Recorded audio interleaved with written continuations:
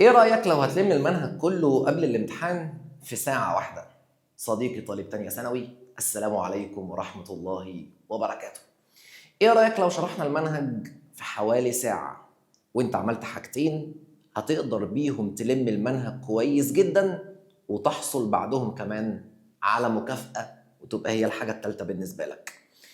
لو انت صديقي ركزت في الساعة دي كويس جدا ثم مسكت الورقة والقلم ولخصت الكلام اللي انت سمعته، بعد ما تلخص هتصور الورق الجميل بتاعك وتنزله في التعليقات في الفيديو هنا على اليوتيوب، والفريق بتاعنا هيتابع أفضل تلخيص موجود في خلال الأسبوع ونكافئ الطلاب عليه مكافأة كويسة. بيقول يا صديقي علميا إنك لما بتسمع الحاجة وتركز فيها وتشرحها لنفسك أو تشرحها لحد فده بيثبت المعلومة كويس. فتخيل إنك تقريبا ممكن تقضي ساعتين 3 على الفيديو يفهمك منهج اللغة العربية كله. تسمع الفيديو كويس، تلخصه، فتنزله في التعليقات فتحصل على تركيز كويس بدرجة كويسة. طيب تعالى كمان اقول لك احنا هنبدا بدايه حلوه قوي.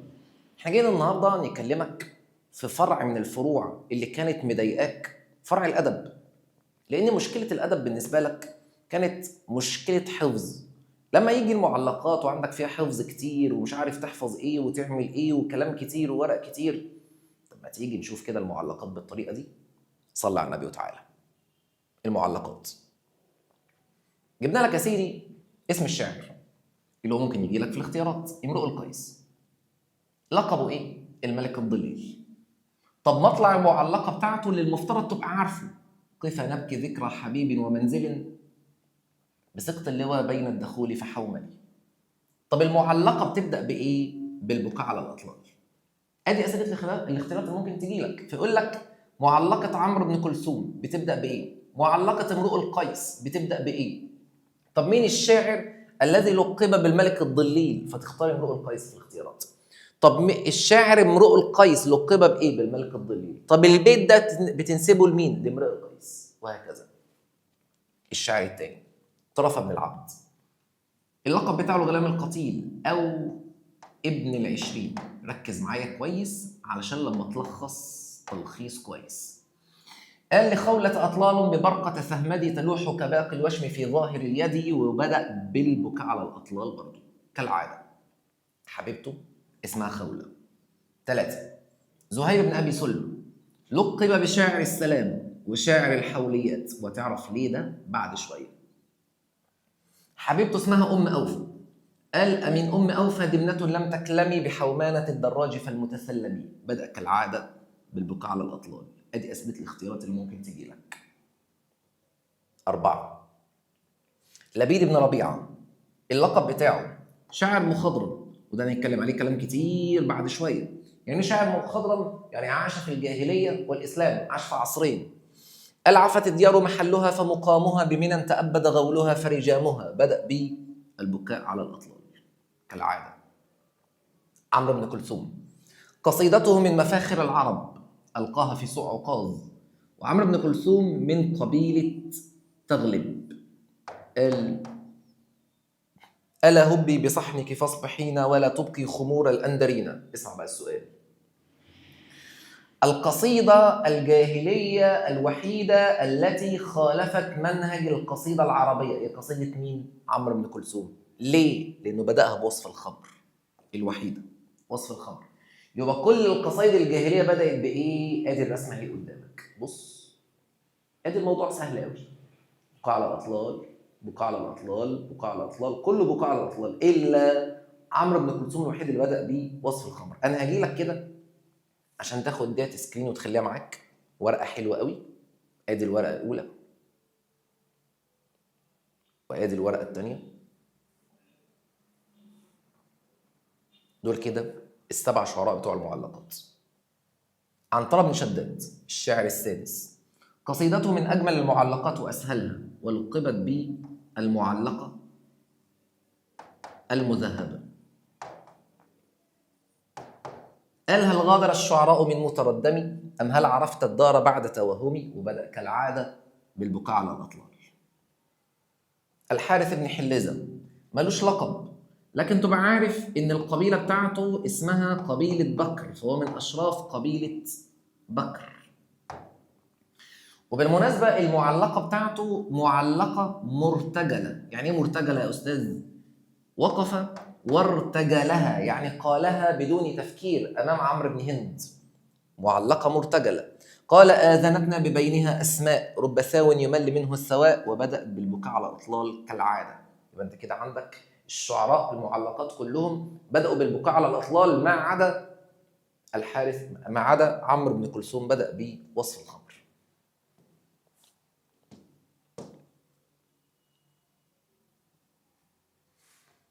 نيجي بقى لحاجة جميلة تانية. جبنا لك أسئلة العصر الجاهلي المتفرقة على هيئة سؤال وجواب، بس أنت مش هتحفظ السؤال والجواب. أنا هاجي لك هنا عشان تشوف كويس. مش هتحفظ السؤال والجواب، تفهم الدنيا ماشية إزاي. علل. لقب امرؤ القيس بأمير الشعراء. يبقى كده بقى عندي لقبين. اللقب الأول الملك الضليل، اللقب الثاني أمير الشعراء. لقب بأمير الشعراء لأنه أجاد الوصف. أجاد الوصف، كان كويس قوي في الوصف، فوصف الخيل والليل والنسيب والنساء والصيد. علل. تسمى قصائد زهير بالحوليات. السؤال مش هيجي لك علل طبعا، بيجي لك اختياري طبعا، انت عارف. فيجي لك مثلا من ايه؟ يقول لك تسمى قصائد زهير بايه؟ وادي الاختياري بقى، فانت تختار الحوليات. طيب بالحوليات علشان ايه؟ ويجي لك اختياري لانه كان بيقولها في حول كامل. حوليات يعني حول عام، فكان بيقولها في عام كامل. سيدنا عمر بن الخطاب تكلم عن زهير بن ابي سلمى فقال عنه انه اشعر الشعراء. ليه بقى؟ عشان 3 حاجات. لأنه لا يتبع حوشي الكلام الغريب، ولا يعاضل في المنطق، مش بيخالف المنطق، ولا يمدح الرجل إلا بما هو فيه. أما لو تكلمنا عن لبيد فتعرف إن هو من أشراف الشعراء المجيدين والفرسان المعمرين. عاش كتير، عاش 145 سنة، أدرك الإسلام وأسلم وحفظ القرآن الكريم وترك الشعر. يجي يقول لك بقى ليه لبيد ترك الشعر؟ هل لعدم قدرتي على قول الشعر؟ لا. لأن الشعر حرام؟ لا برضو. أمال إيه؟ لأنه اكتفى ببلاغة القرآن الكريم. فمدحه النبي صلى الله عليه وسلم فقال أصدق كلمة قالها شاعر. مين بقى الكلام؟ مين المقصود بالكلام ده؟ لبيد. أدي السؤال الاختياري. طيب إيه الكلمة اللي لبيد قالها عشان النبي يقول عليه الكلام ده؟ بيت الشعر. ألا كل شيء ما خلا الله باطل، وكل نعيم لا محالة زائل. يبقى كده النبي قال عن لبيد، وسيدنا عمر قال عن زهير. عايزين بقى نقول النابغة الذبياني كمان قال عن لبيد. النابغة الذبياني، مين النابغة الذبياني؟ من شعراء المعلقات ال3 اللي هم الزيادة، مش ال7 اللي عندك. فقال النابغة الذبياني عن لبيد يا غلام، عن لبيد يا غلام إن عينيك لعين شاعر. يا غلام إن عينيك لعين شاعر. يقول لك من قال العبارة؟ النابغة الذبياني. ولمن قالها؟ لبيد بن ربيعة. معلقة عمرو بن كلثوم كان ليها مكانة عند العرب لأنه أنشدها في سوق عكاظ. سوق إيه؟ أدي المكان الاختياري.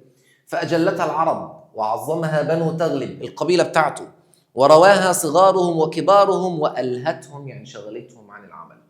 بعد كده تعريف المعلقات وسماتها الفنية. ايه رأيك؟ ده كده العصر الجاهلي كله بأسلوب بسيط. ندخل بقى على صدر الإسلام اللي هو بالمناسبة الشعر بتاعه سهل قوي وصغير جدا، والأموي سهل قوي وصغير جدا. يمكن صدر الإسلام أصلا كل اللي بيتكلم فيه حاجتين. الحاجة الأولى هو الشعر في صدر الإسلام تعرض للتغير والتحول، أو إن النثر كان أكتر من الشعر في صدر الإسلام. ليه؟ هتلاقي عندك 6 حاجات. حاجتين مرتبطين بحاجات كويسة، و4 حاجات كانت حاجات وحشة. إيه الحاجتين الكويسين؟ القرآن الكريم، النثر هيكون متأثر بالقرآن الكريم، وكمان الفتوحات الإسلامية. بدي الحاجتين اللي يخلوا الشعر يتعرض للتغير والتحول، أو يخلي النثر أكتر من الشعر في صدر الإسلام. أما ال4 حاجات بقى اللي هم هيتلغوا: الأغراض الشعرية المحرمة، اللي هي العصبيات اللي هو الفخر، الغزل الفاحش اللي هو الغزل الصريح، العفيف مكمل، الخمر، الهجاء. يبقى دول الاربع حاجات اللي اتلغوا. اما الحاجتين الكويسين القران والفتوحات. انا بحاول اوصل لك الموضوع بسهوله عشان تحفظه بسهوله، فتذاكره بسهوله، فتلخصه بسهوله. سمات الشعر، حتى سمات الشعر في الالفاظ كانت برضه سهوله. فيجي يسالك سؤال اختيارات ما يجيبلكش ده كله، يقول لك سمات الشعر في صدر الاسلام من حيث الالفاظ، فتقول له السهوله. طب من حيث الاوزان الاخيله، نظام القصيده، 3 حاجات هنا، الاوزان، الاخيله اللي هو الخيال، نظام القصيده، دي ما اتغيرتش، بقيت على ما كانت عليه في العصر الجاهلي. اما المعاني الوحيده هي اللي اتغيرت، لان بقت متفقه مع روح الاسلام. تخيل السؤال الثاني، بما تاثر الادب في صدر الاسلام؟ بالقران الكريم والحديث الشريف. بس كده. نيجي للعصر الاموي. العصر الاموي كان فيه اغراض يا استاذ، كان فيه اغراض كتير. كان ممكن يتكلموا عن المراه او عن الغزل او عن السياسه او عن الهجاء او عن النصح والارشاد او عن الزهد، يعني كلام كتير. الا ان، اصبر يا صديقي، الا ان الاغراض الجديده الموجوده في العصر الاموي 3 اغراض، ومهم حضرتك جدا تكون عارفهم وعارف شعرائهم، ودول انا هزودهم، فركز معايا. ايه الاغراض الجديده؟ 3 اغراض: الشعر السياسي، وشعر الغزل اللي هو ينقسم الى صريح وعفيف، و3 شعر النقائض. مهم انك تبقى عارف دول. الغزل الصريح والعفيف. الغزل الصريح اشهر شعراءه عمر ابن ابي ربيعه. مهم ده يا استاذ، مهم جدا. الغزل العفيف عندي جميل ابن معمر. مهم ده يا استاذ، ايوه مهم جدا. كمان عندي قيس ابن الملوح. مهم ده. هو انا كل ما اقول حاجه تقول لي مهم يا استاذ؟ مهم والله. النقائض بقى، عندي النقائض. ايه هي اصلا النقائض؟ عباره عن فخر وهجاء. مهم يا صديقي من غير ما تقول بقى. مين بقى اشهر شعراء الفخر والنقائض؟ الفخر والهجاء كانوا 3: جرير والفرزدق والاخطل. والكلام ده بقى احتاجه في ايه؟ اجيب لك بيت شعر، بيتين شعر، 3 ابيات شعر، واقول لك قال جميل ابن معمر، واجيب لك بيتين شعر واسالك السؤال، اقول لك من خلال البيتين، بص انا بوجهك ليه للبيتين، من خلال البيتين استنتج الغرض الادبي اللي الشاعر بيتكلم فيه. وانت بقى تمسك البيتين بالطول والعرض ومن فوق لتحت ويمين وشمال وما تفهمش حاجه، مع ان انا قايل لك في راس البيتين قال جميل ابن معمر. فحضرتك كنت هتعمل ايه؟ طالما جميل ابن معمر يبقى ده غزل عفيف، مش محتاج تقرا البيتين اساسا. قال جرير يبقى مش محتاج تقرا، يبقى على طول ايه؟ نقائض. طيب، اما بالنسبه للنصح والارشاد فايه الفكر اللي بيرتكز عليها؟ ممكن يجيب لك اي واحده من دول في الاختيارات، وبعدين ده تفهمه مش تحفظه. يعني انا بنصح حد، فانصحه بايه؟ انصحه باي حاجه حلوه يعملها. تعال بص على الحاجات الحلوه، هتلاقي كلها حاجات حلوه بننصح بيها. عدم الانغماس في متع الحياه الدنيا، الحث على التقوى والعمل الصالح، الدعوه الى التقشف، الزهد والفرار الى الله من الدنيا ومتاعها، ذكر الموت، ورضا بقضاء الله. طبعا تاثر العصر الاموي بالقران والحديث الشريف. ده كده الشعر في ال3 عصور. ندخل بقى على النثر في ال3 عصور. النثر في ال3 عصور، تيجي اول حاجه على النثر في العصر الجاهلي، اللي هو كان بيتكون فنونه انواعه 4 حاجات: وصايا وخطابه وحكم وامثال. الوصايا والخطابه كانوا الاثنين دول شبه بعض، كبار شبه بعض، اما الحكم والامثال صغيرين شبه بعض. الوصايا والخطابه، الخطبه لازم تكون للجماهير، هي فن مخاطبه الجماهير. اما الوصيه ده كان عباره عن حد عنده خبره بينقلها لحد ما عندوش خبره، بس الفرق ما بينهم ان دي للجماهير، اما الوصيه بتكون على انفراد. علشان ممكن اجيب لك نص كبير واقول لك نوع النص ده ايه؟ وصية ولا خطبة ولا حكم ولا أمثال؟ بما إنه نص كبير فهو هيكون يا إما وصية يا إما خطبة. فتشوف من كلام النص بيخاطب واحد، اتنين، ولا جماعة بيخاطب الناس عامة. عامة يبقى خطبة. الحكم كلام قليل لكن معناه كبير. الأمثال قول موجز سائر على الألسنة وله مورد ومضرب. أما السمات يا صديقي، أنت عارف إن من أسهل الأسئلة اللي ممكن تجي لك هي الأسئلة بتاعت السمات، لأن السمات بتاعتها بتكون ثابتة. ثم عملت لك حاجة جديدة، جبت لك بعض الحكم بتاعت العرب. لربما يجي في الامتحان ويعمل حاجة جديدة، يقول معنى الحكمة دي إيه؟ أو يجيب لك معناها ويقول لك هو المعنى ده بيدل على أنهي حكمة من دول. من سلك الجدد أمن العثار، يعني اللي يمشي في طريق مستقيم مش هيحصل له مشاكل. رضا الناس غاية لا تدرك، مش هتقدر ترضي جميع الناس. خير العفو ما كان عند المقدرة، أعتقد مفهومة. ومن يجعل المعروف في غير أهله يكن حمده ذما عليه ويندمي.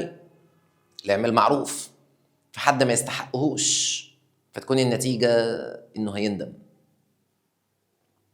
وبعض الأمثال أبلغ من قص. مين قص ده اسمه قص بن ساعدة الإيادي، كان من أبلغ الخطباء في العرب.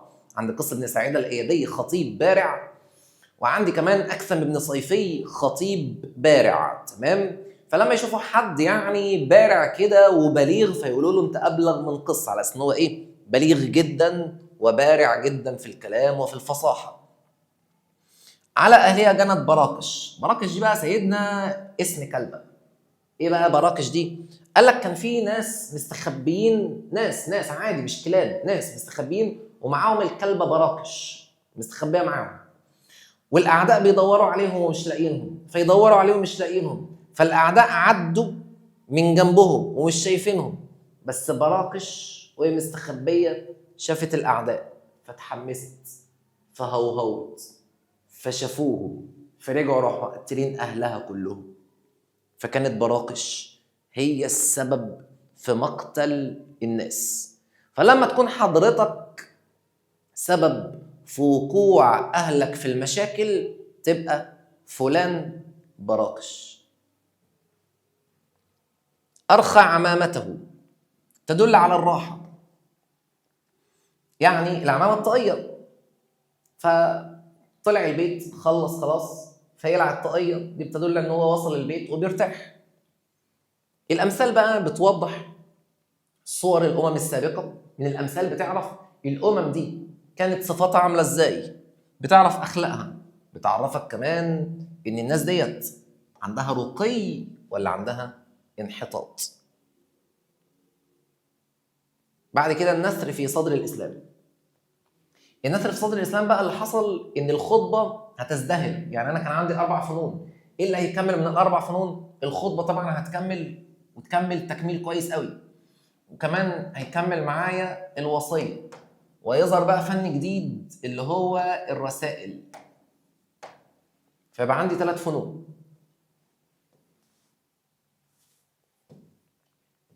بالنسبه للخطابه، الخطابه ظهرت ليه؟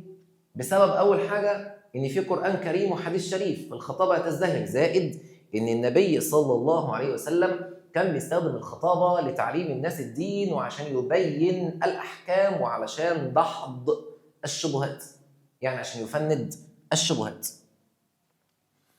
اما بالنسبه للرسائل فديت احنا محتاجينها ليه؟ استجابه لروح الدوله او الاستجابه لمطالب الدوله، اللي هي الدوله بقت كبيره فرقعة الدولة الإسلامية بقت كبيرة فمحتاجين الرسائل. أما الموضوعات اللي بتتكلم فيها الخطبة صديقي، لو أنت بصيت كده هتقولي مش محتاجة حفظ، ما أنا ممكن أفتكرها بخطبة الجمعة. خطبة الجمعة بتتكلم في إيه؟ بنصح الناس، بعلم الناس دينها، بقول لها الصح والغلط، بكلمها عن الجنة والنار. هو ده الكلام اللي قدامك. خصائص الخطبة نفس الخصائص اللي أنت قلتها من شوية في العصر الجاهلي، إلا إنك هتزود عليها البدء بحمد الله والصلاة والسلام على رسول الله صلى الله عليه وسلم، وكمان هتزود عليها واحدة تانية اللي هي التأثر بالقرآن الكريم وبالحديث الشريف.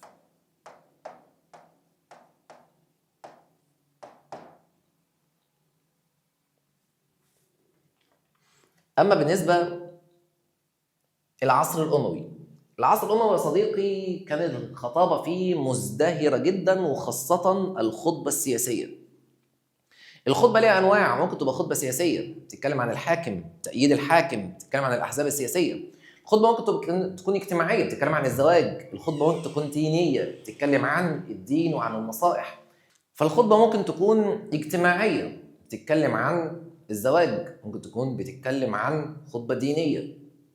فالخطبه السياسيه بقى اهمهم، ولما يجي يقول لي الخطبه ازدهرت ليه، وخاصه السياسيه، اي حاجه ليها علاقه بالسياسه، الحاكم، الفتوحات، الحروب، الصراعات، الأحزاب، انتماءات حزبية، صراعات حزبية. الخصائص الفنية بقى للخطبة، هيجي يسألك على حاجات معينة، الموضوع أو الألفاظ أو الأساليب أو الخيال، فيسألك على حاجة معينة، ما يسيبش الموضوع كده كله، لأن السؤال مش هيبقى مقالي. فالموضوعات بقت موضوعات سياسية بالذات. الألفاظ بقت تتسم بالسهولة زي أي ألفاظ موجودة في أي عصر وموجودة في أي فن. الأساليب طبعا متنوعة، والخيال بقى قليل لأنها بتعتمد على المعاني المباشرة، أو أنها تعتمد على الإقناع العقلي. وطبعا كده كده بيستخدم محسنات بديعية، ولكن بيقل منها. تخيل يا صديقي إن ده كده كل الأدب اللي موجود عندك في المنهج. تعال بقى ندخل على البلاغة ونشوف. إلى البلاغة. عندك البلاغة يا صديقي 3 دروس: المحسنات البديعية، والإيجاز، والإطناب. المحسنات البديعية، أول ما أجي أسألك على سؤال المحسنات، أنا بشوف إن سؤال المحسنات ده بصراحة أسهل سؤال موجود.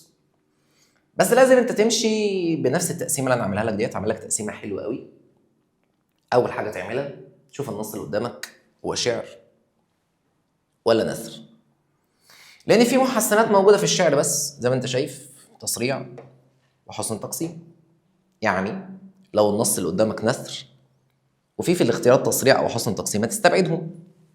اما لو النص بتاعك شعر، فلو عندك سجع او ازدواج في الاختيارات هتستبعدهم. ففي واحد واقف بيقول لي يا استاذ، طب انا اصلا ما اعرفش الفرق بين الشعر والنثر. هقول لك انا معاك. الشعر ابيات، عارف شكل الابيات دي؟ ده الشعر. اما النثر قطعه قطعه. ده الفرق بين الشعر والنثر. فاول حاجه تعملها تشوف النص اللي قدامك شعر ولا نثر. في عندك 2 محسنات بديعيه موجودين في الشعر بس، تصريع وحسن تقسيم. طبعا نشوف المعنى. التصريع اخر حرف في الشطر زي اخر حرف في الشطر بس في البيت الاول بس. يبقى التصريع اخر حرف في الشطر زي اخر حرف في الشطر في البيت الاول بس.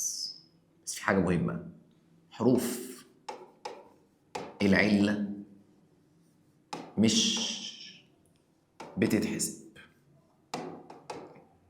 حروف العله ما بتتحسبش. يعني ايه؟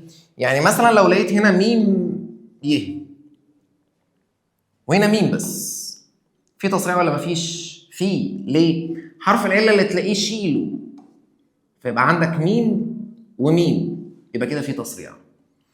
يبقى كده التصريع اخر حرف في الشطر زي اخر حرف في الشطر في البيت الاول بس. حسن التقسيم: عدد كلمات الشطر قد عدد كلمات الشطر، او الشطر الواحد بس مكون من جملتين قد بعض. شطر واحد بس مكون من جملتين قد بعض. ده كده حسن تقسيم. نفس اللي قلناه في الاثنين دول كده هنقوله في الاثنين دول. السجع اخر حرف في الجمله زي اخر حرف في الجمله. ايه ده نفس الكلام. الازواج عدد كلمات الجمله قد عدد كلمات الجمله، ده نفس الكلام. واحد يقول لي من ورا الكاميرا يا استاذ، طب انا اعمل ايه؟ طب ما الاثنين نفس الكلام، تصريع وحسن تقسيم زي السجع والازدواج. اقول لك يا حبيبي الاستاذ، ما انا قلت لك من شويه ان ده موجود فين، بس انت اللي ايه؟ بدات تتوه.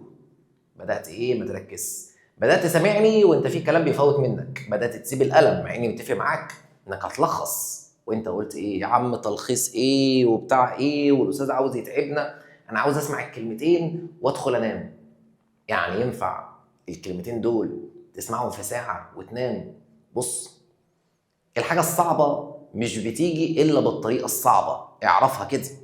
الحاجه الصعبه، النجاح اللي انت عاوز توصل له، التفوق اللي انت عاوز توصل له، الدرجه اللي انت عاوز توصل لها، لازم تيجي بتعب، بسهر، لازم تيجي بارهاق، لازم تيجي بالدموع، لازم تيجي بانك تفحت نفسك.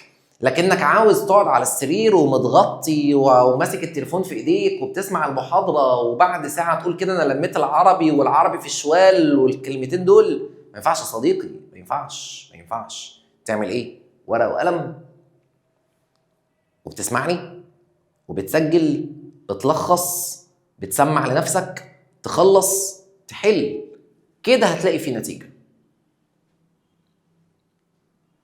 يبقى احنا قلنا ايه؟ الاثنين دول في الشعر بس، الاثنين دول في النثر بس.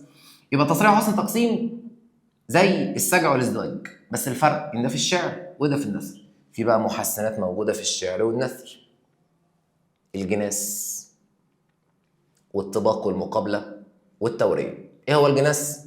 كلمتين شبه بعض، لو شبه بعض تماما يبقى جناس تام، بس مختلفين في المعنى.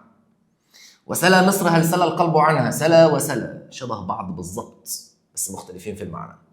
اما الجناس الناقص شبه بعض بس في فرق بسيط في حرف او في اتنين، شوف داج وساج، فرق بسيط. يبقى كده الجناس كلمتين شبه بعض، شبه بعض تماما جناس تام، شبه بعض مع اختلاف بسيط يبقى جناس ناقص. الى هنا سر جماله يعطي جرسا موسيقيا. الى هنا اللي هو مين؟ اول خمسه انت خلصتهم دول، اللي هو ايه؟ تصريع وحسن تقسيم، سجع وازدواج، وجناس. الخمسه دول سر جمالهم يعطي جرسا موسيقيا. كمان الخمسه دول بنقول عليهم محسنات بديعيه لفظيه، علشان اللي جاي محسنات بديعيه معنويه. لان الراجل ممكن يجي يقول لك انا عاوز محسن بديعي لفظي، يبقى عايز الخمسه اللي فوق بس. عايز محسن بديعي معنوي، يبقى عايز اللي تحت بس، اللي هو الطباق. الطباق كلمه عكس كلمه، اما المقابله جمله عكس جمله. يبقى الطباق كلمه عكس كلمه، المقابله جمله عكس جمله. وسر جمالهم التوكيد والتوضيح. بعد كده التوريه، هي الوحيده بقى اللي الكلمه ليها معنيين، كلمه واحده ليها معنيين. شوف كلمه عصر ليها معنيين، ذهب ليها معنيين. انا عايز اقول لك على حاجه، اوعى اجيب لك سؤال محسنات وتفكر في التوريه الاول. الاسئله ديت لازم تفكر في الاول بنفس الترتيب اللي انا قلته لك. تعالى بقى اقول لك على محسن بديعي تاني موجود في النص عندك في المنهج، اسمه التفات. ايه هو الالتفات؟ الالتفات عباره عن كلمتين فيهم ضميرين مختلفين. بمعنى، اسمع كده، يقول الشاعر اسمعه يناغمني. ايه الضمير ده يا استاذ؟ الضمير ده الكلمه اخرها كده تلاقي فيها حرف زياده بيعود على حد. اسمعه مش اصلها اسمع، وادي الضمير زياده. يناغمني مش اصلها يناغم وفيها ليه زياده، فتلاقي عندك ضمير اهو وضمير اهو، ضميرين مختلفين، ضميرين مختلفين، يبقى ده كده اسمه التفات. يبقى كده انت عندك محسن بديعي زياده. ادي يا سيدي كل المحسنات، خد لك سكرين هنا، ده كده المحسنات ايه؟ المعنويه. تمام؟ وبعد كده عندك اللي فوق المحسنات اللفظيه. لغايه هنا انزل شويه، المحسنات اللفظيه. تمام؟ ندخل بقى من بعد المحسنات للدرس الثاني، الايجاز. الايجاز كلام قليل يحمل معاني كثيره، والايجاز ايجاز بالقصر وايجاز بالحذف. الايجاز بالقصر اي جمله كامله كامله المعنى، كامله المعنى يبقى فيها ايجاز بالقصر، وخاصه الجمل اللي فيها حكم يبقى فيها ايجاز بالقصر.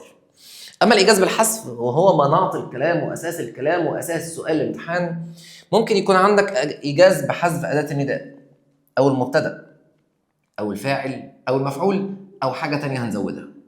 المهم الكلام ده اعرفه ازاي بكل سهوله، لان انا يا استاذ بص بقى انا زهقت من درس الايجاز اساسا. هقول لك على حاجه سهله قوي.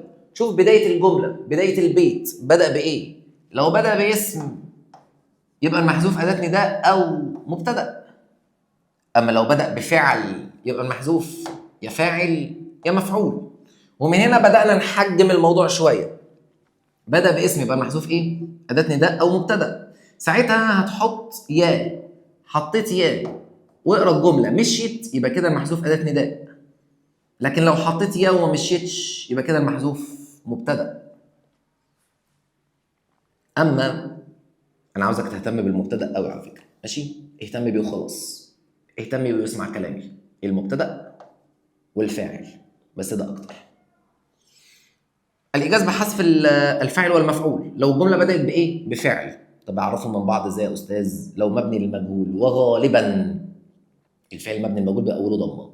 غالبا مبني للمجهول أوله ضمة غالبا. فلو مبني للمجهول الفعل، لو مبني للمجهول يبقى إيجاز بحذف الفاعل. طب مش مبني للمجهول يبقى إيجاز بحذف المفعول. هتزود لي حالة. لو لقيت كلمة لولا يبقى كده عندك إيجاز بحذف الخبر. بسيط بسيط، بس انت تركز معانا. الاطناب اخر درس في البلاغه. الاطناب له انواع، اهم انواع هم الانواع الاربعه اللي فوق. الاطناب كلام كتير عكس الايجاز. الاطناب اول حاجه الاطناب بالترادف، كلمتين نفس المعنى زي شك وريبه، كلمتين نفس المعنى. اطناب باعتراض هتلاقيه كلمه او جمله بين شرطتين. كلمه او جمله بين شرطتين. بين شرطتين. اما التفصيل بعد اجمال هجيب لك الاجمالي وبعد كده اجيب الاقسام بتاعته. عارف لما اقول لك انا عندي 3 اصحابي، 3 اصحابي يبقى ده كده ايه؟ الاجمالي. احمد واحمد واحمد برضه، يبقى ده كده ايه؟ انا بفصل لك اهو 3 وقلت لك اسمائهم، يبقى ده كده اسمه تفصيل بعد اجمالي. اما التذييل بقى، وركز لي في التذييل. قلنا التذييل ده عباره عن ايه؟ ده اللي فيها اطناب. هيبقى جمله في الاخر، لازم تكون في الاخر والفاظها متشابهه مع اللي قبلها. في الاخر والفاظها متشابهه مع اللي قبلها، يبقى اطناب بالتذييل. على فكره الاطناب بالاعتراض ممكن يقول لك اطناب بالاحتراس عادي. اطناب بالتكرار لما تكرر نفس الكلمه بالظبط وبعدها على طول يبقى اطناب بالتكرار، زي هيهات هيهات. اعتقد ده مش هيكون في اي مشكله اساسا. عطف الخاص على العام وعطف العام على الخاص. يعني ايه؟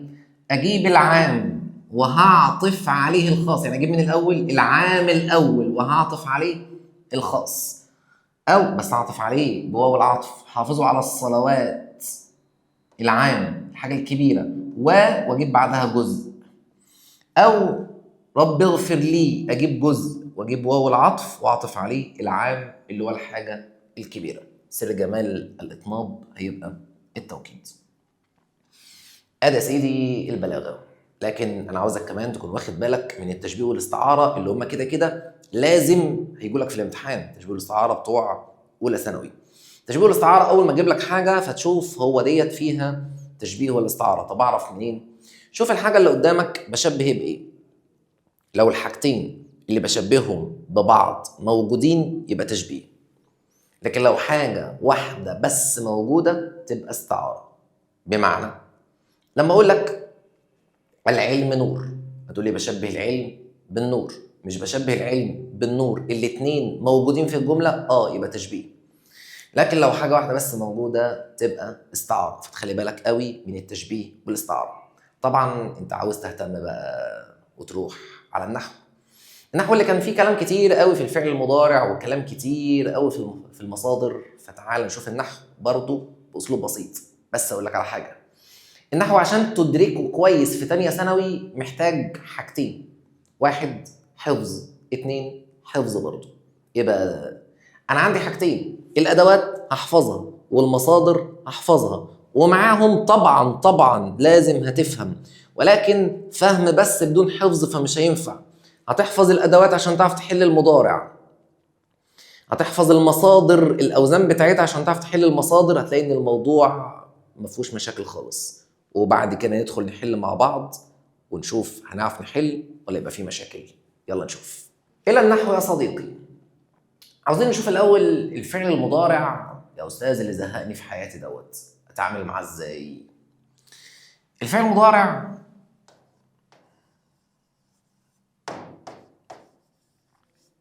لازم تعرف في البدايه. بص اصلا مش عاوز الخبطك، فاسمع كلامي كويس.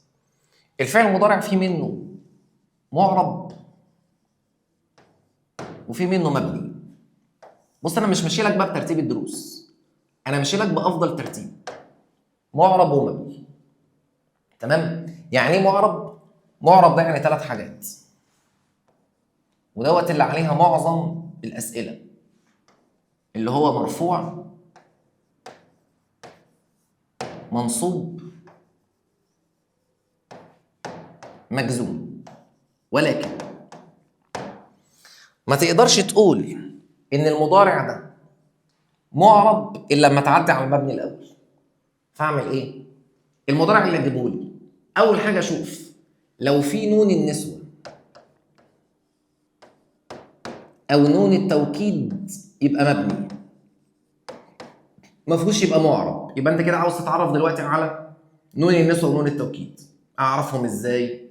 اولا نون النسوه بتتكلم على جمع المؤنث. جمع المؤنث المدرسات يشرحن، الامهات يعتنين، بيتكلم على جمع المؤنث. فلو الفعل فيه نون النسوه الف مبروك، ده اعرابه مبني على السكون ومفيش اي اختلاف. لو في نون التوكيد الف مبروك برضه يبقى مبني على الفتح ومفيش اي اختلاف.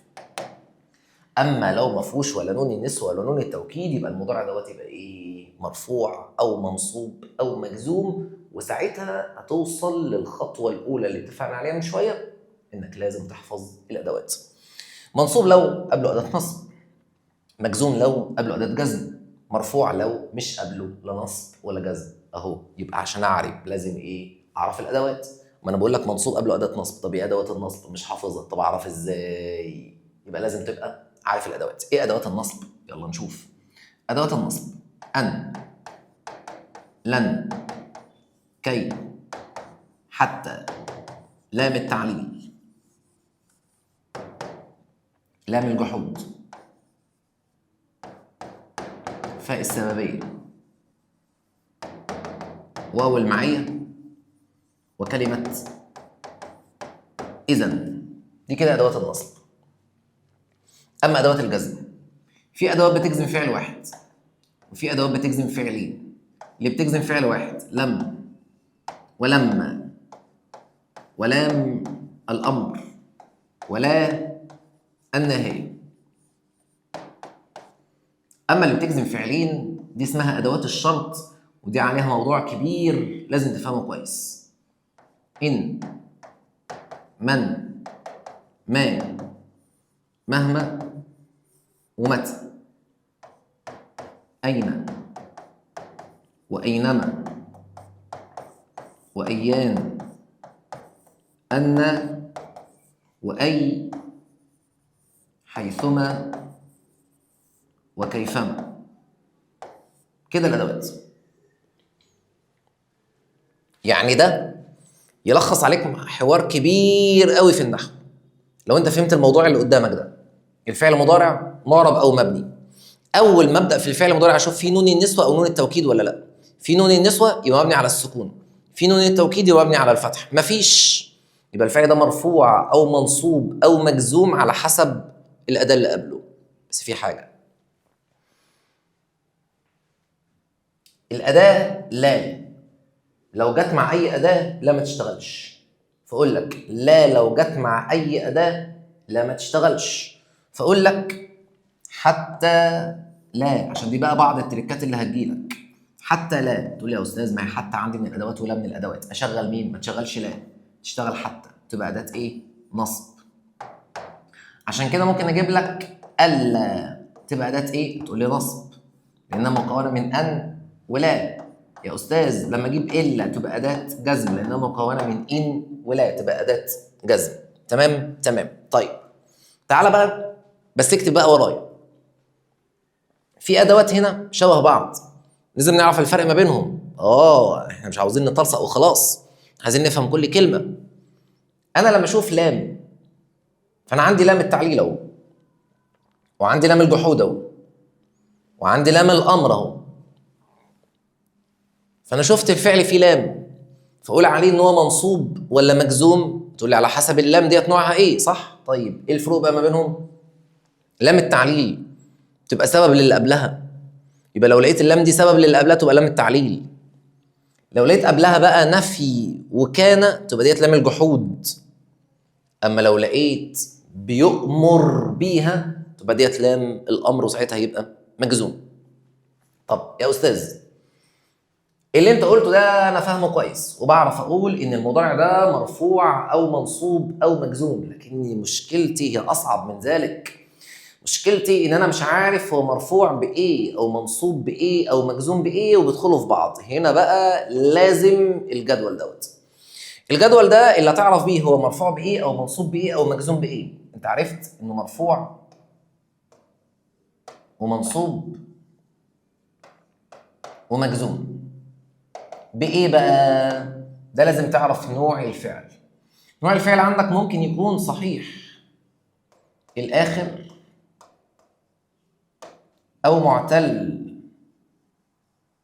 الاخر او افعال خمسه. طب ما الدنيا حلوه ايه، عم نكتب بالاسود بس ليه؟ فتشوف هو صحيح الاخر ولا معتل الاخر ولا افعال خمسه. لو كان الفعل صحيح الاخر يبقى مرفوع بالضم، منصوب بالفتحه، مجزوم بالسكون. معتل الاخر يبقى مرفوع برضه بالضمه،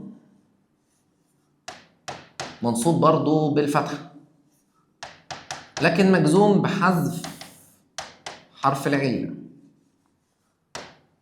افعال خمسه يبقى مرفوع بثبوت النون، ومنصوب ومجزوم بحذف النون.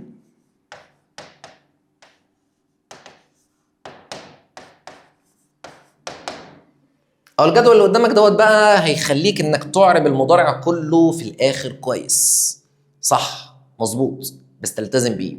عرفت الاول هو مرفوع ولا منصوب ولا مجزوم بناء على الاداه، بعدين مرفوع بايه، منصوب بايه، مجزوم بايه، بناء على نوع الفعل، هو صحيح الاخر ولا معتل الاخر ولا افعال خمسه. بعدين تعال ندخل بقى من هنا على اسلوب الشرط.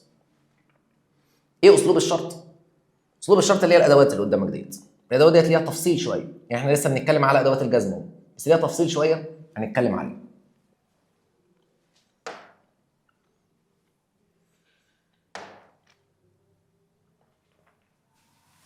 اسلوب الشرط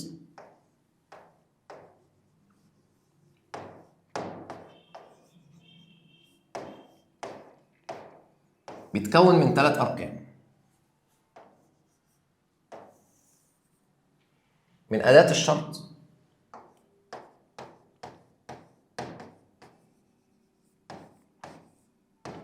وفعل الشرط،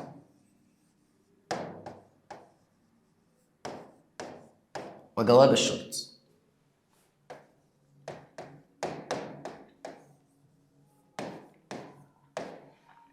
ايه ادوات الشرط؟ اللي الادوات اللي كانت بتجزم فعلين اللي قلناهم من شويه. بعدين عندك فعل الشرط.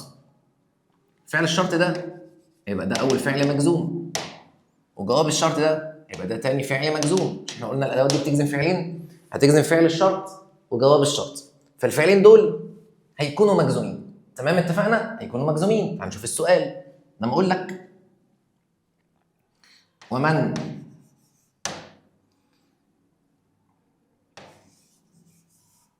يتمنى شيئا بشدة يصعب عليه. أداة الشرط من، فعل الشرط يتمنى. طب يتمنى هو راحت فين اليه؟ قال لك ما هو مش دوت فعل الشرط يبقى مجزوم بحذف حرف العلة لأنه كان مفترض معتل الآخر. يصعب صحيح الاخر فيبقى مجزوم بالسكون. ادي اداه الشرط وفعل الشرط وجواب الشرط. السؤال بقى يجي لك ازاي؟ يجيب لك جمله في الامتحان ويقول لك اربط بين الجملتين باداه شرط جازمه، فتحط اداه الشرط وتيجي عند فعل الشرط وجواب الشرط تجزمهم. بس اجزمهم ازاي؟ لو كان صحيح يبقى تحط له سكون، لو كان معتل الاخر يبقى تشيل حرف العله، افعال 5 تشيل حرف النون. بس في ده بقى الدرس المرتبط بده اسمه اقتران جواب الشرط بالفاء.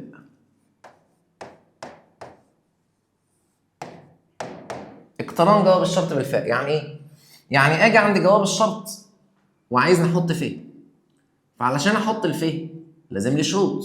ايه الشروط؟ 1 واسطه، حتى هنا في واسطه، حتى هنا في واسطه. 2 هتلغي الجزم بتاع الفعل بتاع جواب الشرط ويتعامل بناء على الواسطه الجديده، يشوفها بقى هي ديت اداه رفع ولا نصب ولا جزم. طب ايه هي الواسطه؟ الواسطه اسميه طلبيه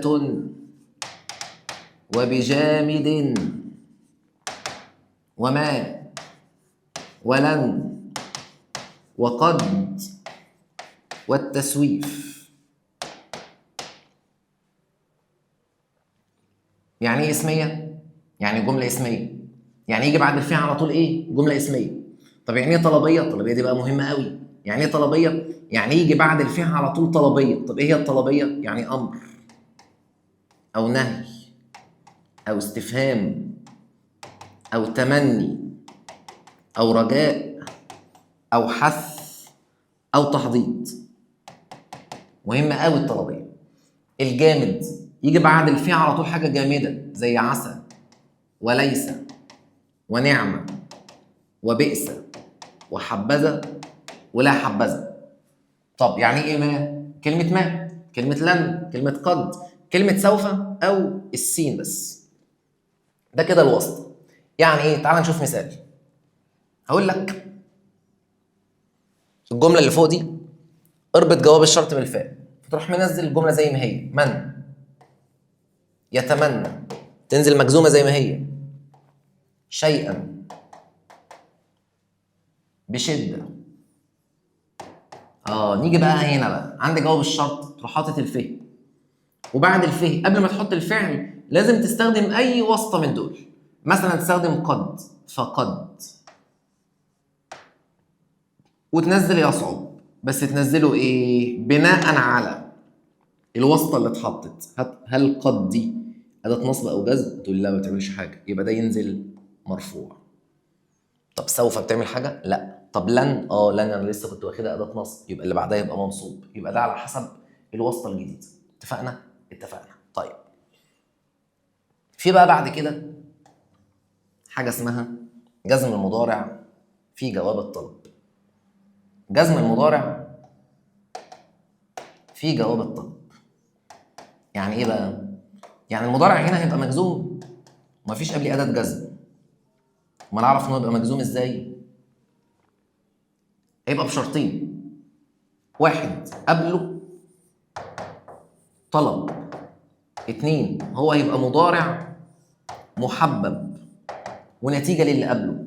شوف لما اقول لك ذاكر جيدا تنل التفوق، اعرب لي تنل. هتبص قبلها ايه؟ طلب، وهي مضارع محبب يبقى مجزوم. طب مجزوم بايه يا استاذ؟ ده مجزوم بايه؟ بالسكون. ليه مش بحذف حرف العله؟ قال لك ما هو ده حرف العله المحذوف منه من النص مش من الاخر، يبقى ده مجزوم بالسكون. طيب بعد ده بقى لازم نشوف الفعل المضارع المؤكد بالنون. كان له 3 احكام: توكيد المضارع بالنون. كان عندك 3 احكام. ممكن يبقى واجب او جائز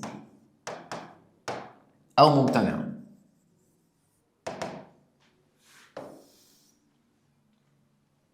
واجب إمتى؟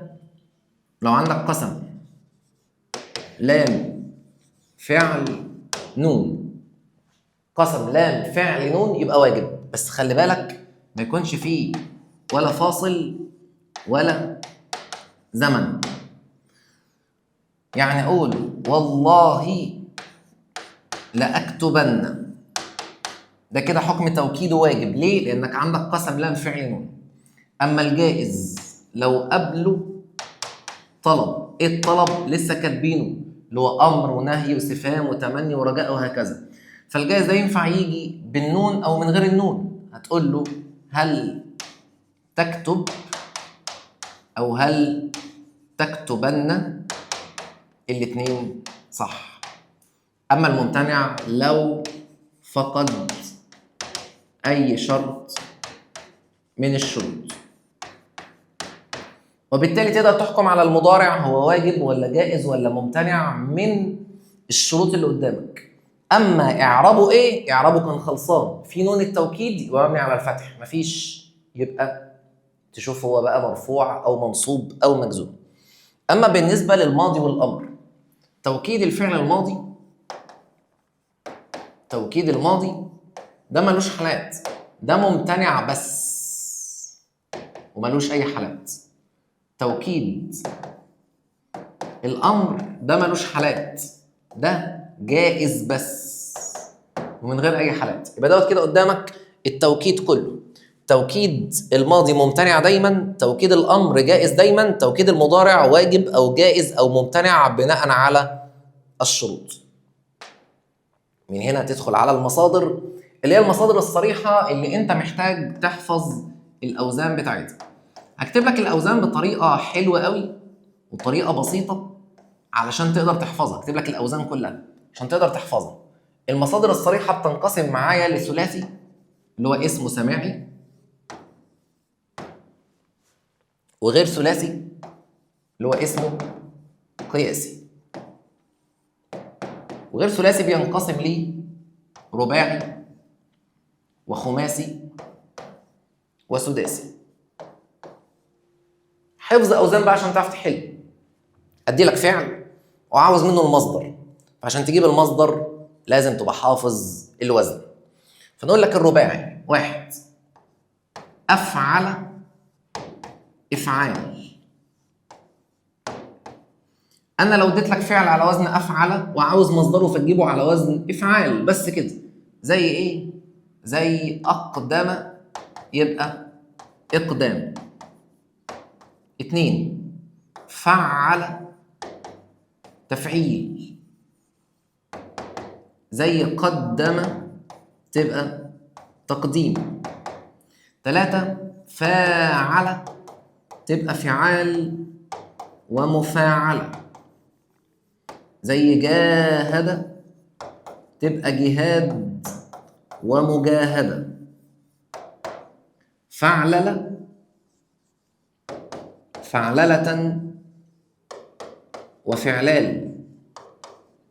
زلزلة زلزلة وزلزال. أما الخماسي: انفعل انفعال.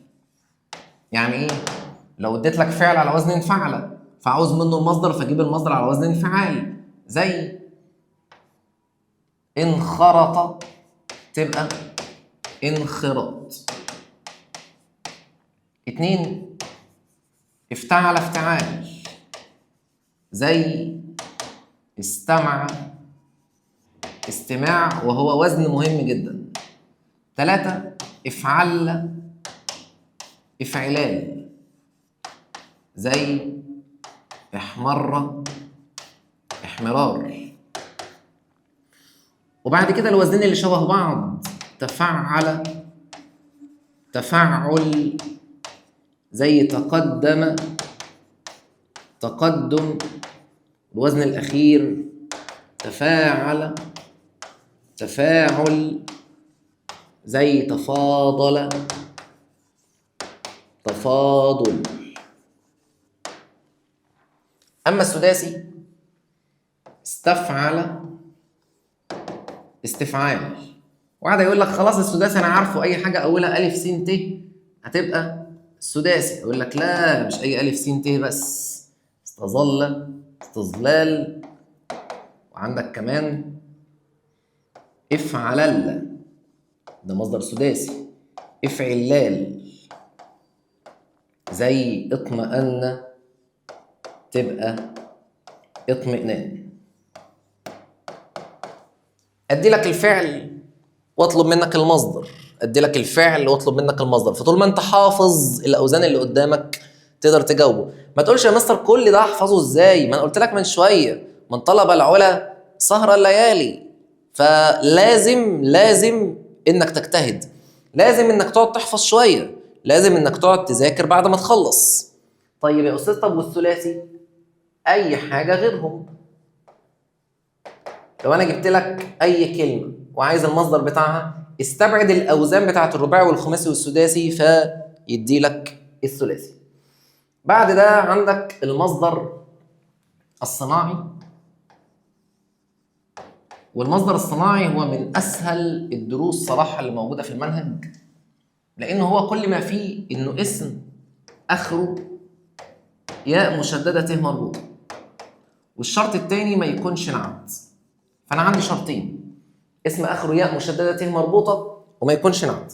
فلازم تبقى ياء مشدده ت مربوطه، ياء مشدده ت مربوطه وما يكونش نعت. زي كلمه دينيه،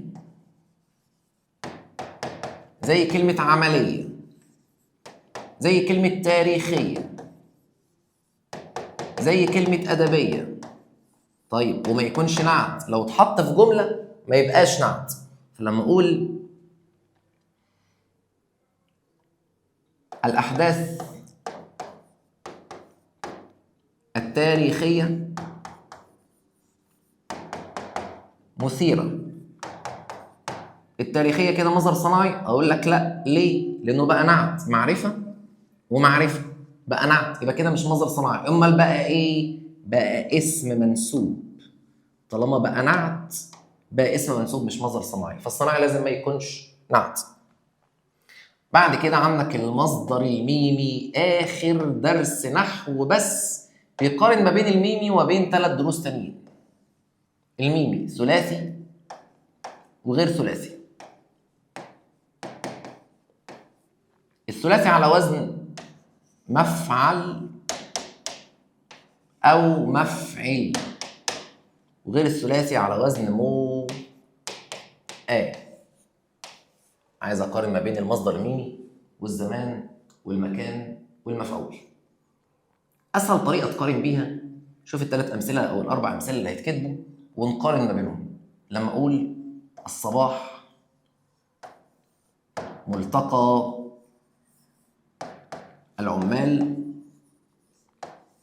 والعمال الشارع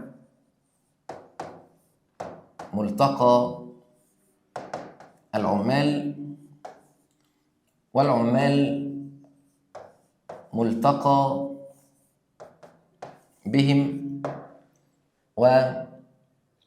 وملتقى العمال صعب. ادي 4 امثله. عايز اشوف كلمه ملتقى في كل مثال اللي هي على وزن مو ديت تبقى زمان ولا مكان ولا ميمي ولا مفعول. فلو لقيت كلمه بتدل على الزمان تبقى ملتقى اسم زمان، لقيت كلمه بتدل على المكان يبقى ملتقى اسم مكان. لكن مفيش كلمه بتدل على الزمان او المكان زي المثال الثالث والرابع، ساعتها تبقى ميمي او مفعول. تعمل ايه بقى؟ تشيل الميم وتحط يه مضمومه وتقرا الجمله. مشيت، اقرا العمال يلتقى بهم. مشيت يبقى دي كده اسم مفعول لو نفعت. لكن لو ما نفعتش شيل الميم وحط يه مضمومه. يلتقى العمال صعب ما ينفعش، يبقى كده ميمي. مع العلم ان في بعض الالفاظ منتشره جدا في الميمي في الامتحان. كلمه موده تلاقيها تعرف انها ميمي، كلمه محبه، كلمه منفعه، كلمه مفسده، كلمه مصلحه، كلمه مضره. الكلمات دي هتبقى ميمي ومنتشره في الامتحان. كده احنا خلصنا النحو كمان. طيب في عندك طبعا النصوص المتحررة اللي هي معتمدة على البلاغة والأدب، والقراءة المتحررة اللي هي معتمدة على أسئلة العلاقات، ودوت كده دلوقتي هنشوفه في الحل. احنا هنمسك امتحان واحد بس بسيط في دقايق بسيطة، لأنك بعد ما تخلص الكلام دوت لو ما حلتش ما طبقتش يبقى كل دوت هيتشل. فأنت لازم الكلام اللي احنا قلناه النظري دوت لازم تطبق عليه قدامك، وبعدين ايه تحاول انك تحل معايا، مش انك بتتفرج بس، تحاول انك تحل. شوف الأستاذ بيتعامل ازاي. الاختبار السادس ماشي.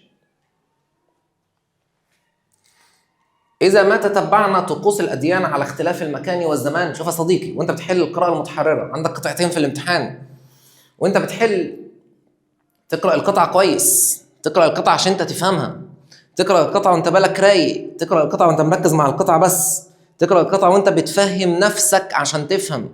لو في كلمة ما فهمتهاش ترجع وتفهمها تاني بالراحة.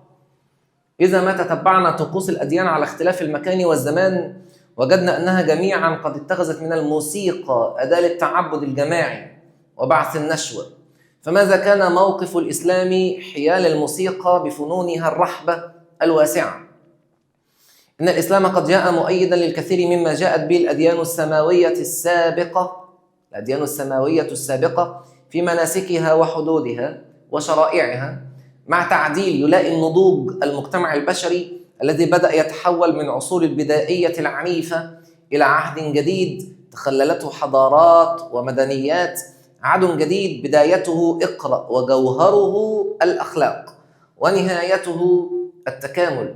فكانت البداية انفتاحا للبحث والتعلم والدراسة والتأمل، حينما خاطبت السماء العقول والأفهام واتجهت نحو الغرائز تهذبها وتكبح جماحها، ثم تعمقت في أحاسيس الإنسان وفي مشاعره، فلم تطلق لها العنان على آخره، بل طالبت بالتوسط في كل شيء، وجعلت لكل عاطفة حدا، فالبكاء والضحك بميزان، والحزن والسرور بميزان، واليأس والأمل بميزان، حتى الطعام والشراب والمتاع الحسي فكلها بميزان. معنى كلمة حيال في الفقرة الأولى، نطلع كلمة حيال تلاقيها حيال، حيال الموسيقى. بيقول وبعد فماذا كان موقف الإسلام حيال الموسيقى؟ هتقول لي أكيد يبقى اتجاه الموسيقى. العنوان المناسب للفقرة، لما تيجي تبص للاختيارات هتلاقي في اختيارات أكتر من اختيار ينفع. يعني تقول لي موقف الإسلام من الموسيقى يا أستاذ ينفع، والطعام والشراب موجود، والإسلام يا أستاذ ما كلهم موجودين. هو ده مشكلتك، إنك بتعمل إيه؟ عاوز تاخد قص ولزق. الموضوع مش كده. أنا عاوز العنوان اللي ينفع للقطعة كلها مش حتة صغيرة. الطعام والشراب متاع الحياة الدنيا، ده آخر سطر بس. طب موقف الإسلام من الموسيقى مش كانت أول قطعة بس، مش كلها؟ لكن تعال شوف لي دي بقى، خير الأمور الوسط، كان دوت اللي بتتكلم عليه بقى القطعة كلها.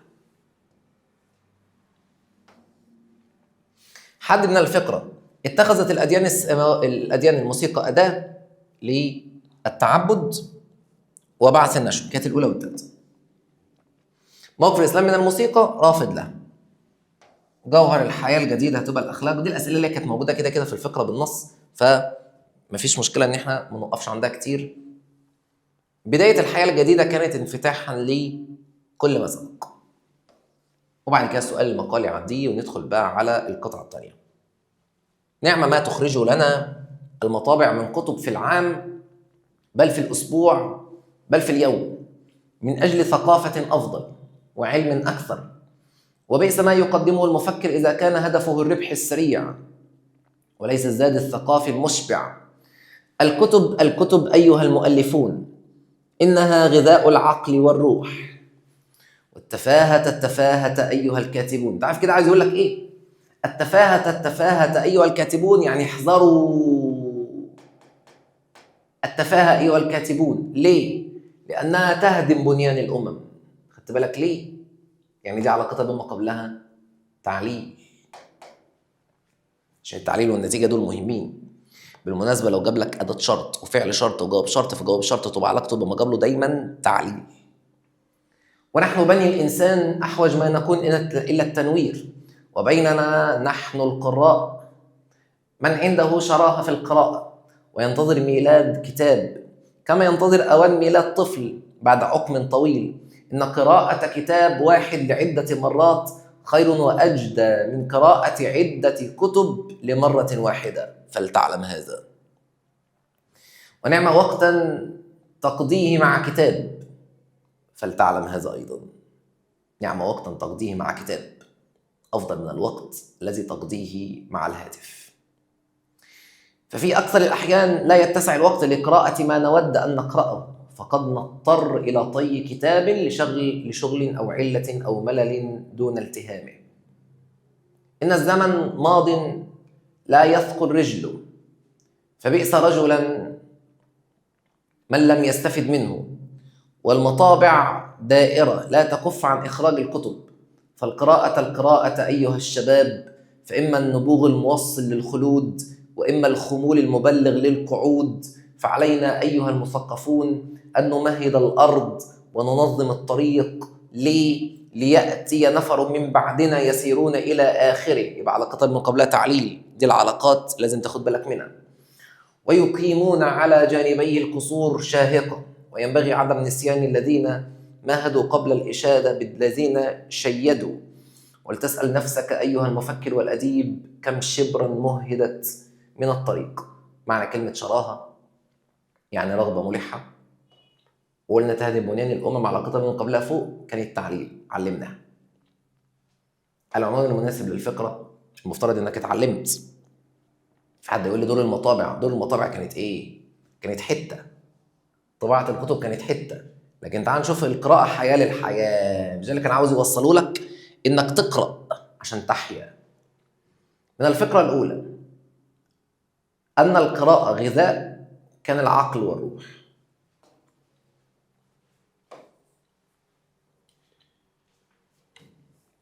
ينبغي عدم نسيان الذين مهدوا الطريق. كيف خالفت معلقة عمرو بن كلثوم منهج القصيدة الجاهلية؟ لأنها بدأت بإيه؟ بوصف الخمر. قارن بين الوصايا والخطأ من حيث المفهوم والسمات. هتقول إن الوصايا قول صادر من مجرد خبير إلى من هو أقل منه خبرة، أما الخطبة هي فن مخاطبة الجماهير. وبعد كده السمات بتاعتهم واحدة، إلا إن الوصية فيها حاجة مش موجودة في الخطبة، هي يغلب على أسلوبها السجع. بما اتسم الشعر في صدر الإسلام سهولة الألفاظ ووضوح المعاني وتنوع الأساليب، ولكن المعاني متفقة مع روح الإسلام. دي اللي احنا نبهنا عليها وقلنا ديت كانت الوحيدة المختلفة. من قدم الجد في مسعاه لم يخب. الفوز بالنجح موقوف على الدأب، يعني الاستمرار. الفوز موقوف على انك تستمر هتفوز.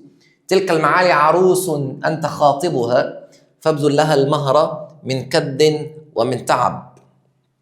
تلك المعالي عروس، اللون البياني فيها ايه؟ هنشوف بقى الالوان البيانيه اللي قلنا مهمه. شبه المعالي بعروس، الاثنين موجودين يبقى تشبيه. طب ليه تشبيه بليغ مش تشبيه مجمل؟ لان البليغ ما فيهوش اداه تشبيه اللي هي مثل او الكاف، لكن لو كان في اداه تشبيه يبقى تشبيه مجمل. يا اهل الاسلام، ان الله قد صدقكم الوعد ونصركم على الاعداء وورثكم البلاد ومكن لكم في الأرض، فلا يكن جزاء ربكم إلا الشكر. وإياكم والعمل بالمعاصي، فإن العمل بالمعاصي كفر بالنعم. وكلما كفر قوم بما أنعم الله عليهم ثم لم يفزعوا إلى التوبة إلا سلبوا عزهم وسلط الله عليهم عدوهم. معنى العز القوة. فإن العمل بالمعاصي كفر بالنعم، علاقتها بما قبلها أهي، هات اللي قبلها. وإياكم بالعمل بالمعاصي. ليه صح؟ فإنها كفر بالنعم، يبقى تعليل.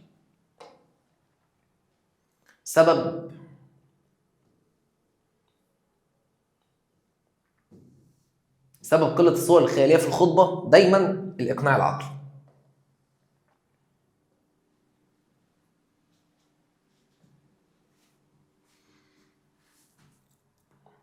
قال ابو الطفيل القرشي: رأتني فقالت: أنت شيخ وإنما يروق الغواني مجدب الخد خالع. أنت شيخ وإيه، واللي يعجب الغواني اللي هم الجميلات شاب كده يعني. لك هو بقى بيرد عليها: لك الخير لو أبصرتني يوم مأزق وقد لمعت فيه السيوف القوارب. مش انت بتقول أنا شيخ وكده وراجل كبير ومش هعجبك؟ لو تشوفيني يوم المأزق بقى، يوم الحرب، وعند الندى ناهيك من أخي الندى، وعند حجاج القوم قولي قاطع، وما شاب رأسي من سنين. رأسي اللي شاب دوت من سنين تتابعت علي، ولكن شيبتني الوقائع اللي هي الحروب. معنى كلمة الغواني تبقى الجميلات. قولي قاطع تشبيه ولا استعارة؟ قولي قاطع شبه القول بسيف يقطع، صح؟ يبقى القول موجود والسيف مش موجود، يبقى استعارة مكنية. طيب استعارة مكنية مكتوب استعارة؟ مفيش. لو مفيش استعارة بتختار كناية عن صفة. مفيش استعارة مكنية تختار كناية عن صفة. هذه الأبيات تندرج تحت إيه بقى؟ مش هو كان بيفتخر بنفسه؟ لو شفتيني وأنا بحارب ما تقولش بقى بيوصف نفسه، لأن هو في وصف أهو بس بيوصف نفسه يبقى فخر، بيوصف حد غيره يبقى مدح. طب بيوصف المرأة يبقى غزل. امتى يبقى وصف؟ لو يوصف الناقة، بيوصف الصحراء. تمام؟ ندخل بقى على النحو. مهما اشتدت الأزمة الاقتصادية فالعمل بيقول إيه؟ ما سبب اقتران جواب الشرط بالفاء؟ ركز بقى النحو بقى. سبب اقتران جواب الشرط بالفاء. ندخل على الفاء نشوف فين الفاء. مهما اشتدت الأزمة الاقتصادية فالعمل والإنتاج كفيلان. إيه اللي جه بعد الفاء؟ جملة اسمية اللي هي الوسط، يبقى جملة اسمية. لنمضي حتى نقهر. إعراب الفعلين هنمشي مع الفعل بالراحة، نشوف الأداة. هتلاقي اللام اللي في ديت لام إيه؟ لنمضي في بناء الوطن لام الأمر. طب لام الأمر دي كانت أداة إيه؟ تقول لي أداة جزم، يبقى ده مجزوم. بس سهل، مجزوم. طيب حتى دي كانت أداة إيه؟ تقول لي أداة نصب، يبقى منصوب. يبقى مجزوم ومنصوب، مجزوم ومنصوب. شعبنا قادر على تحمل المسؤولية. حافظ الأوزان. تعال نشوف. تحمل، هتقولي ده تحمل على وزن تفعل، يبقى مصدر خماسي. والمسؤولية آخره ياء مشددته مربوطة، يبقى مصدر صناعي، صح؟ يبقى خماسي، خماسي وصناعي. بس في نفس الوقت كمان إعرابهم هما الاثنين مجرورين، عشان ده اسم مجرور وده مضاف إليه، يبقى مجروران. ودي كمان يبقى الأولى والثانية. نريد إيه؟ ما هو عارف انت لو قريت لغايه هنا بس هتقراها زي ما انت قريتها كده بالظبط. انا مش هكررها، بس شوف انت قريتها ازاي بقى. بس انت لما تقرا الجمله كلها هتلاقيها يا اذكى اخواتك اسمها ايه؟ نريد معزه كل الشعوب، صح؟ طيب معزه على وزن مفعل، عامله زي كلمه موده ومحبه بتاعت المصدر الميمي، صح؟ طيب يبقى الاولى ديت مصدر ميمي. طب والثانيه استقرار لاول الف س ت تبقى مصدر سداسي، يبقى ميمي وسداسي. ميمي وسداسي. السؤال اللي بعده. لا تحسبن. استنى قبل ما نبص على الاداه، ده في نون ايه ديت؟ لا تحسبن الدنيا. نون، طب ديت نون نسوه؟ لا، مفيش، ما بتدلش على المؤنث، يبقى ديت نون ايه؟ التوكيد، يبقى مبني على الفتح. بس استنى، بيقول لك كمان جايز التوكيد بالنون. ليه؟ لان جايز التوكيد بالنون لما بيكون مضارع لازم يكون قبله طلب، ولا ديت من الطلب، يبقى لازم تحفظ الادوات. اسعوا في الارض فتفوزون. تصويب ما تحته خط. الفاء ديت فاء ايه؟ عشان اصوب قال لك الفاء دي فاء السببيه. فاء السببيه يا استاذ اعرفها منين؟ اللي هي بتاعت ادوات النصب، لازم يكون قبلها نفي او طلب. طب دي قبلها طلب، يبقى دي فاء السببيه. طب فاء السببيه المضارع ده بعدها يبقى منصوب. طب ده هيبقى منصوب بايه؟ هتشوف نوعه ايه. نوعه افعال خمسه، يبقى منصوب بحذف النون، يبقى فتفوزوا. لم تكن مصر لتخضع، دي لام ايه؟ هتبقى لام الجحود عشان قبلها نفي. وكان. بعد كده يكون عندك التعبير.